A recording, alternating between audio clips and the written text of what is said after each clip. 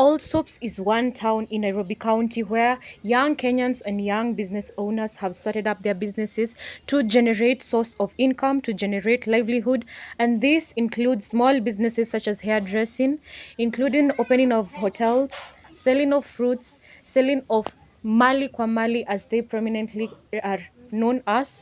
Other businesses include selling of peanuts, selling of anything that will enable them to generate source of income. With the lagging economy in Kenya, most of the Kenyans or rather business people have decided to think outside the box and start up their businesses, which will enable them to generate their source of income. Some of the reasons why that these business owners have opened these businesses, as I had mentioned, one of them is to generate source of income, because just depending on the government or depending on the employed jobs is not enough, and most opt to open up the small businesses in order to generate income, which is another reason why these young businesses are starting up these businesses.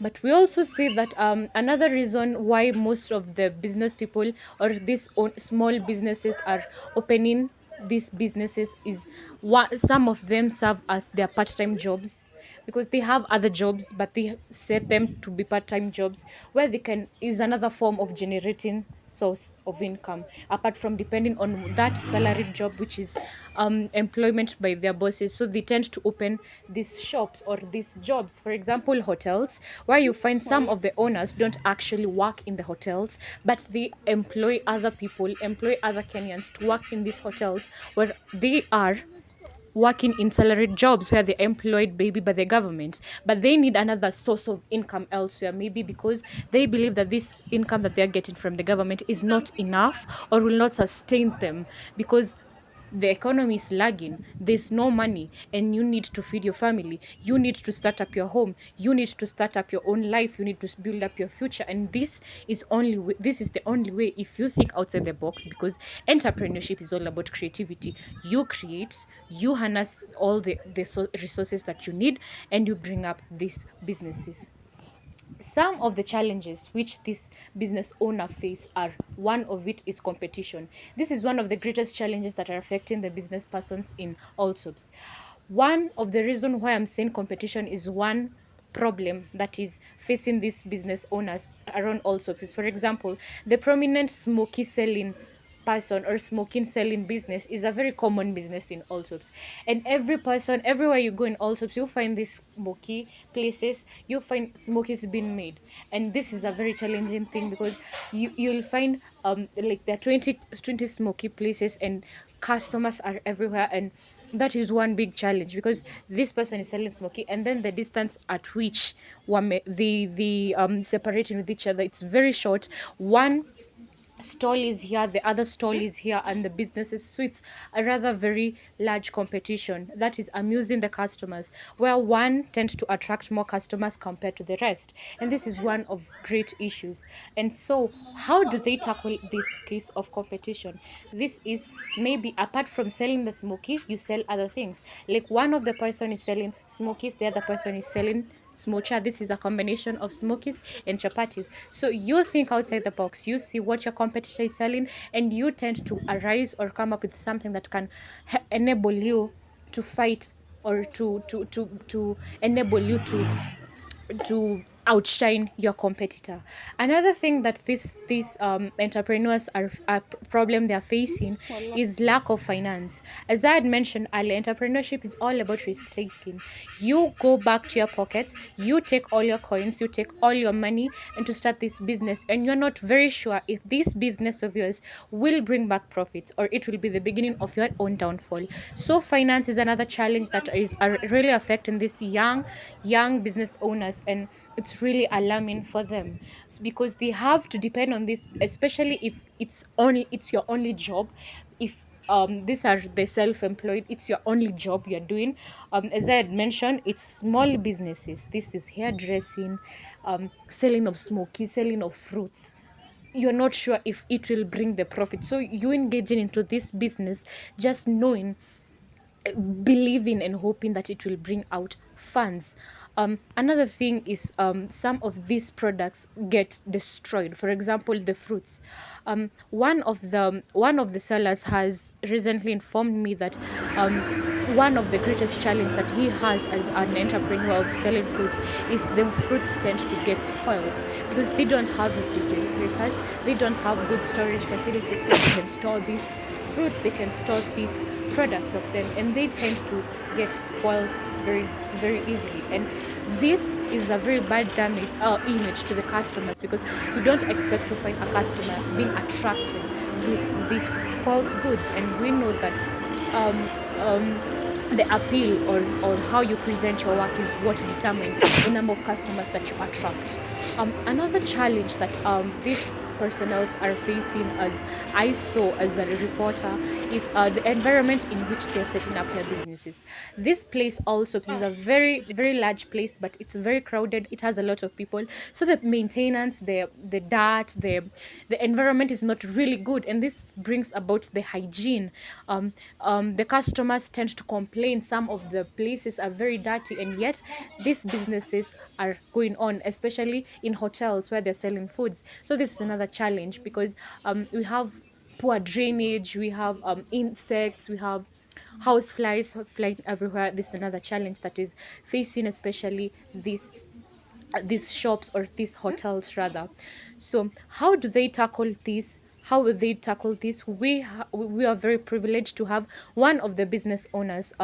She'll introduce herself. She owns a hotel, the Luhisi Hotel, which she cooks and also give the food to the students who live in that hostel, because it's one of the hostel that is recommended to the students of the KCA University, and this is where the students get their meals. So we managed to have a one-on-one conversation with the hotel owner, Mama Laki, who will tell us more on the challenges she faces as a business person, the challenges that she undergoes and how she tackles them, the recommendation that she serves, and what prompted her to open up this hotel. Thank you.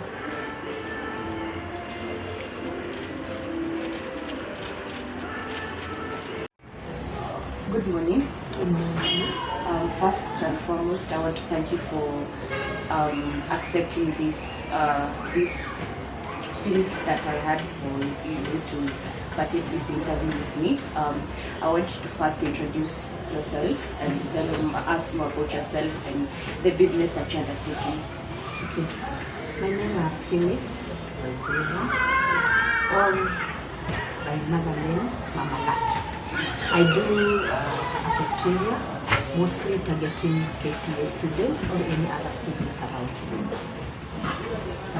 Thank you very much. So you've stated that you own a cafeteria, so I believe that's a business, and mostly my story is about engaging entrepreneurs or young business personnel, and I want you to tell us that some of the advantages or the good thing about having this cafeteria, how it has helped you as an individual, as a business person. Okay, apparently I can say that it's a good business because when we go to the field for food, you'll never go. People must eat despite any issue, and also our prices are very reasonable for the students, because maybe the much food you can sell, the most expensive food which we have, it's 150. So most of the students can afford. So it's very hard for you to open and not sell. Definitely we sell until we finish. Yes. There has to be some challenges that you face as a business person. Which are some of the challenges that you face? Challenges which we have nowadays is regarding prices. When you go to the market, you'll find what you found yesterday is not the same product today. The prices change. And when you come back to the hotel, you can't change the price like immediately, despite you having bought different price in the market. So we just adjust and sell to the students the same price as yesterday, though we've bought the things expensively. And also some of the products like milk. This time of drought, we had a very big challenge of milk. Farmers were sending us milk which is not okay. I think it's because of the cow feeds which were not okay, or there was lack of cow feed which affects the milk. So when we cook the milk, you'll hear some complaints from the customers. Today your milk your tea is not good. Yet we've done the right way, but the standard of the milk was low. Yes. Also, maybe we can buy products which are, for instance, vegetables. Today you can go buy, and then the next day you find almost some of them are spoiled because maybe the people who sent, they have got substandard items. So those are the challenges we should have. So how some of these challenges, how do you tackle them?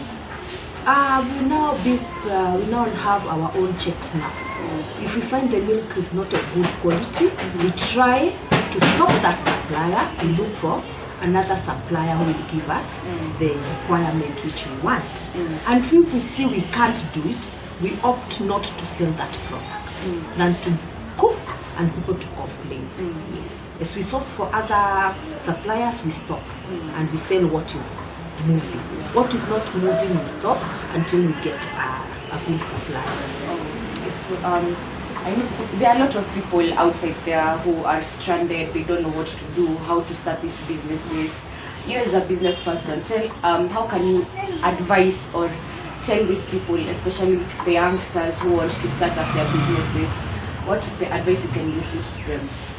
I can say that the capital to start a hotel is not much, and it's not a must to start this business in a big way.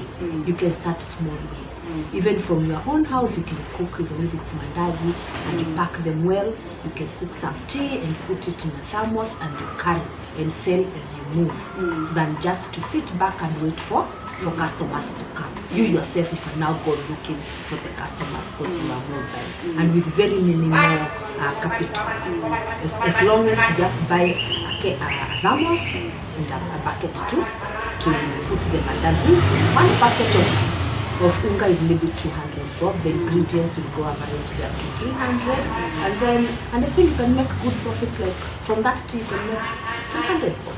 300 bob, it's a good money for. Yes. So thank you very much, Mama Lucky, for your time for this interview. I really appreciate you. I just wish you the best in your business. May you attract many customers. Thank you very much for your time. I think that's all for us. Okay, thank you very much. I wish you a Merry Christmas and a Happy New Year. Thank you. I'm glad. Yeah. Thank you. Where do I press? Your button, madam. Red button.